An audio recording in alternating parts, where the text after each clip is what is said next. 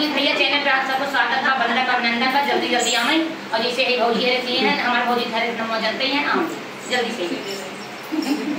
चला भौजी रखे खुद चटपटा की भौजी वाला है लिखाई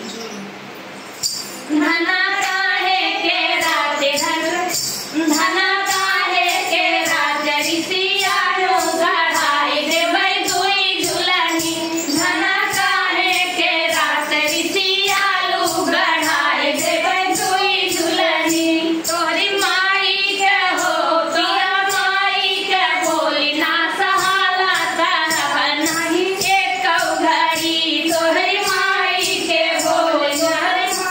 के बोले ना सहाला गढ़ाई देबै घड़ी राजा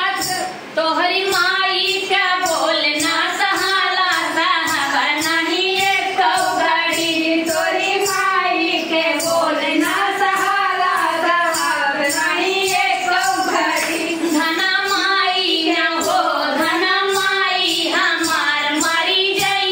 मौज करब तुई नौ जनी धना माई हमार मरी जई है मौज करब तू नौ जनी धना माई हमार मरी जई है मौज करब तुई नौ जनी धना माई हमार मरी जई है मौज करब तू नौ जनी धना काहे के रात ऋषिया नो गढ़ाई देबै तुई झुलनी धना काहे के रात ऋषिया नो गढ़ाई देबै तुई झुलनी तोहरी भौजी के हो तोहरी भौजी के बोल ना सहाला साहब नहीं एक घड़ी तोरी बहिनी के बोल ना सहाला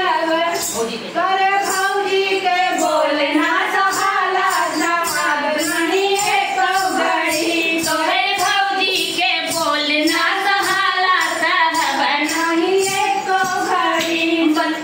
धना